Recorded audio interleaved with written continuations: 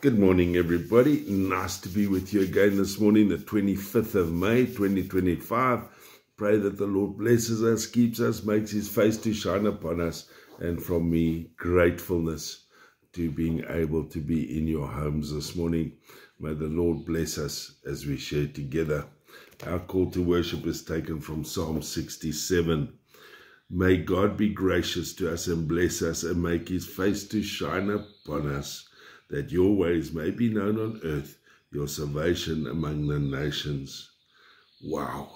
Brilliant, brilliant, brilliant. May the Lord be gracious to us this morning. In Jesus' name. Amen. Let us pray. Father God, we gather this morning to hear a word and a message from you. An act of worship, an act of praise, drawing near to your presence, expecting your Holy Spirit to speak, to lift, to encourage, to just speak to our hearts this morning, Lord, to heal us, restore us, and redeem us. Father, we are sinners, short and simple, but by your grace we are saved. By the blood of the Lamb we are cleansed. We are redeemed by the cross. So, Lord, thank you that we can come to you for redemption, salvation, healing, forgiveness, and a word that encourages us and uplifts us.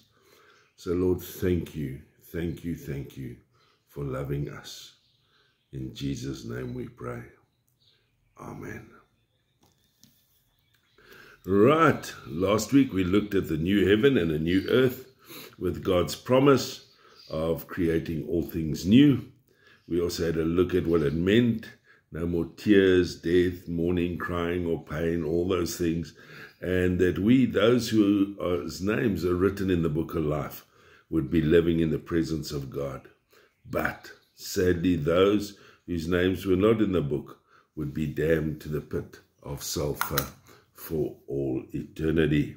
I also challenged us to go and read at what this new Jerusalem would look like. And I hope you read it. If you didn't, here's a quick look at it. One of the seven angels who had the seven bowls full of the last seven plagues came and said to me, "Come, I will show you the bride, the wife of the Lamb." And he carried me away in the spirit to a mountain great and high, and showed me the holy city, Jerusalem, coming down out of the heaven from God. It shone with the glory of God, and its brilliance was like that of very precious jewel, like jasper, clear as crystal.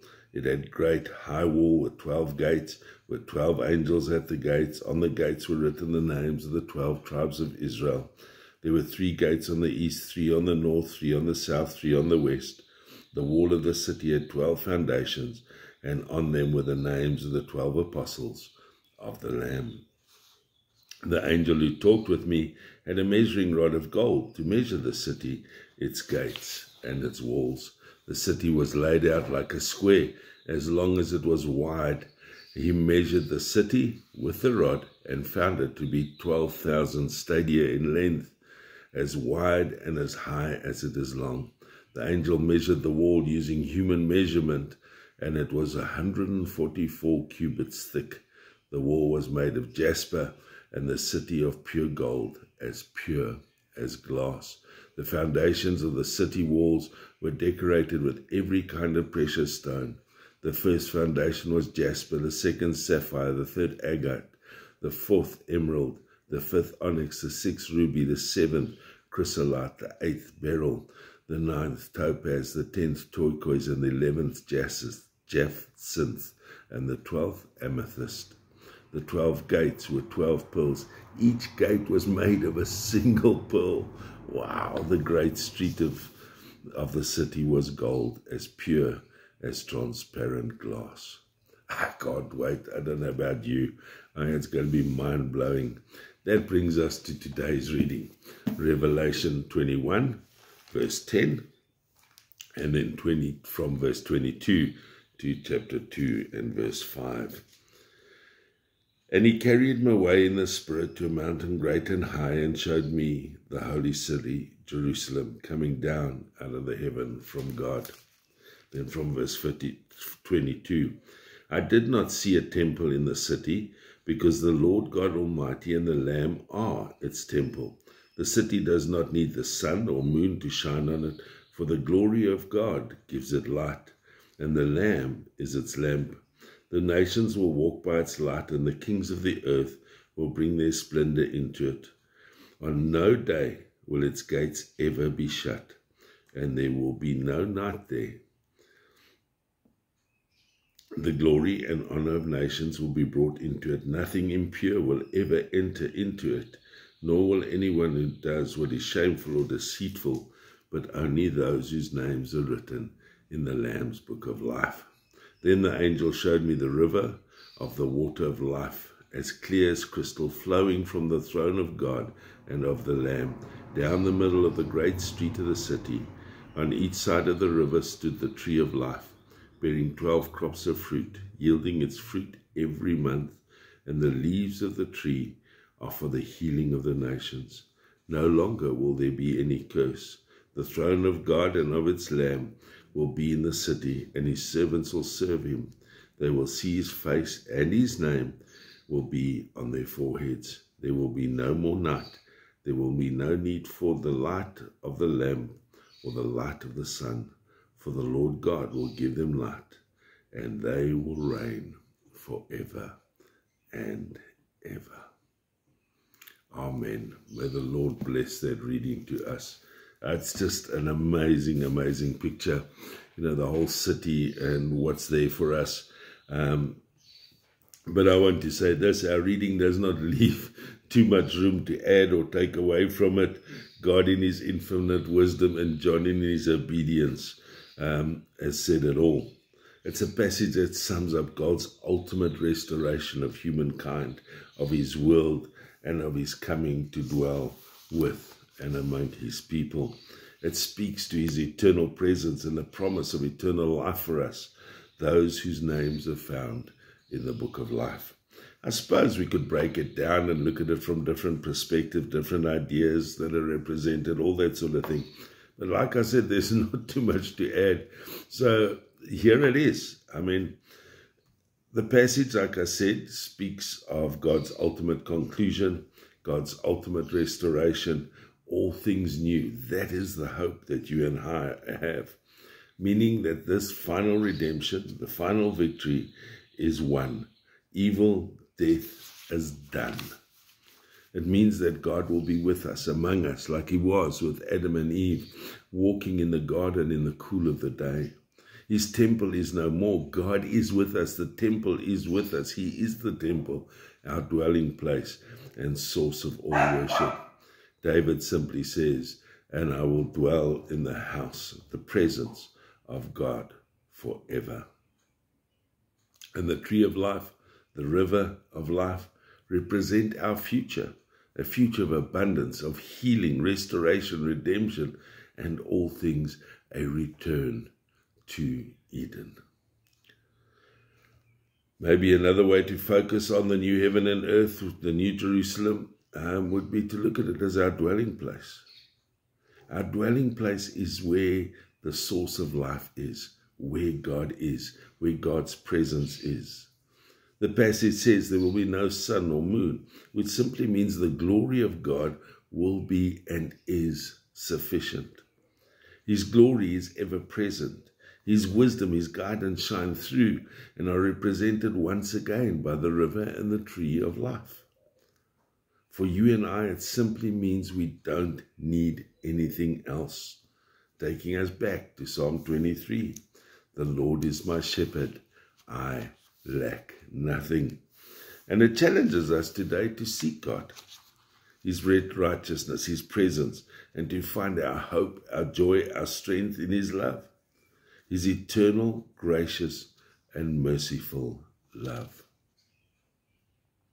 Another way we could look at it is we can hone in on the healing, the restoration that comes with the New Jerusalem.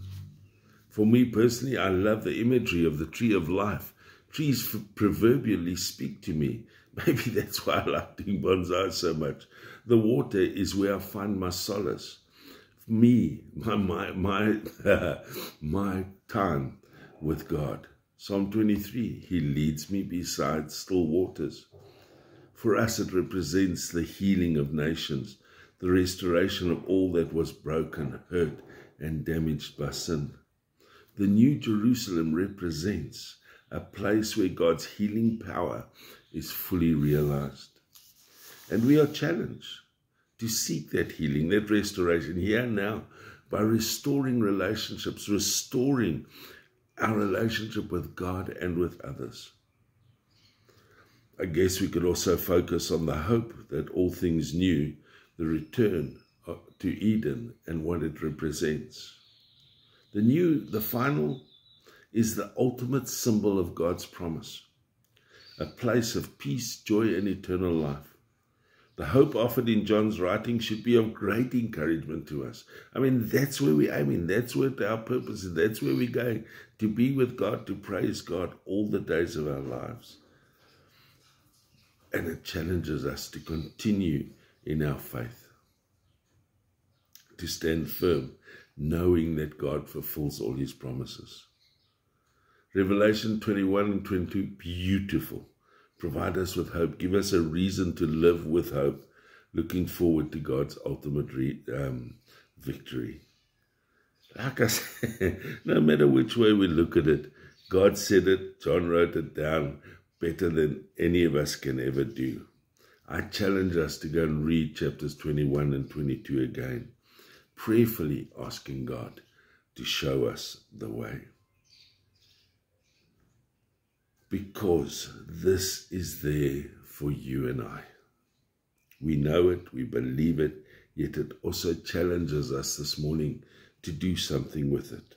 It calls us to live in the here and now in a way that reflects God's glory, his healing, and his restoration. It calls us to come together, to be united, to be one in Christ Jesus, seeking and building communities of love, grace, and mercy. It calls us to be agents of restoration and healing. It calls us to obedience, to live lives according to God's will, and to be faithful witnesses of his love. It calls us, as Jesus simply says, follow me. It calls us to imitate, to copy, and to go and do likewise.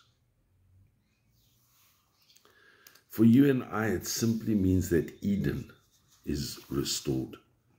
Allow me to read Revelation 22, 1-5 again. Close your eyes for a moment and just listen. Open your imagination.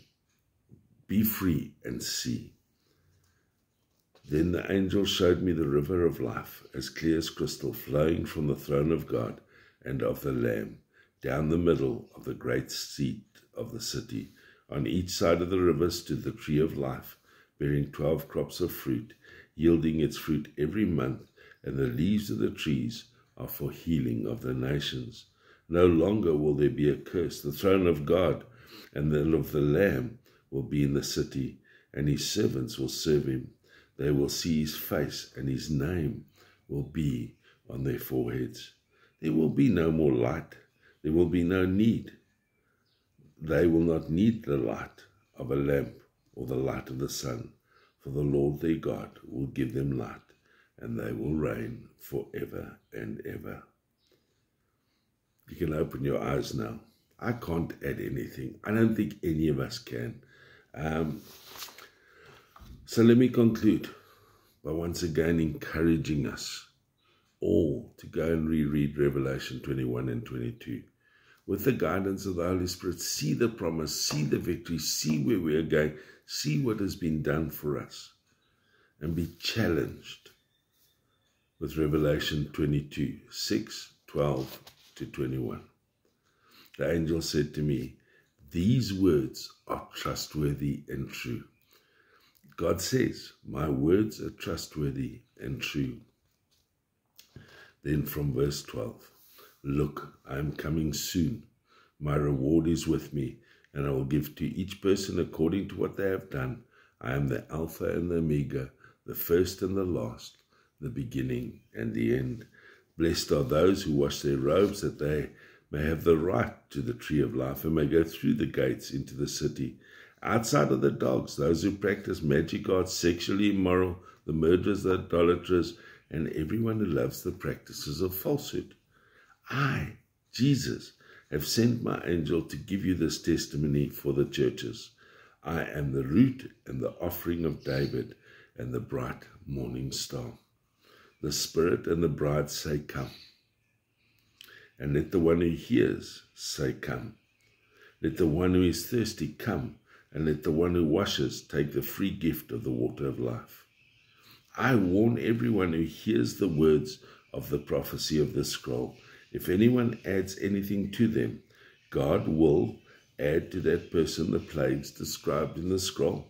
And if anyone takes words away from the scroll of prophecy, God will take away from that person any share in the tree of life and in the holy city which are described in the scroll. He who testifies to these things says, yes, I am coming soon. Amen. Come, Lord Jesus. The grace of the Lord Jesus be with God's people. So let us ask ourselves today what this means to us and what we are going to do with it. Let us also consider those whose names are not written in the book and what we are going to do about it. Amen. Let us pray. Lord, thank you. Thank you for the book of Revelation.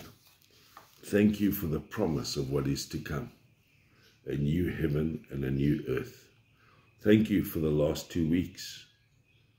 Lord, it has been amazing. I've thoroughly enjoyed it, and I pray that each person that has heard these messages has been blown away by what is to come.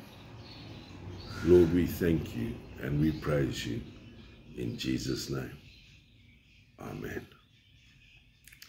Thank you for joining us this morning. I pray that you've been truly blessed, that God has shown you what is coming, that we are excited for what is coming. It is there for each and every one of us.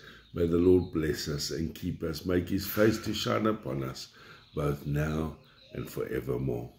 And I say to us all this morning, may the grace of the Lord Jesus Christ, the love of God, and the fellowship of the Holy Spirit be with us all, both now and forevermore. Amen. Go in peace to love God's world. Amen.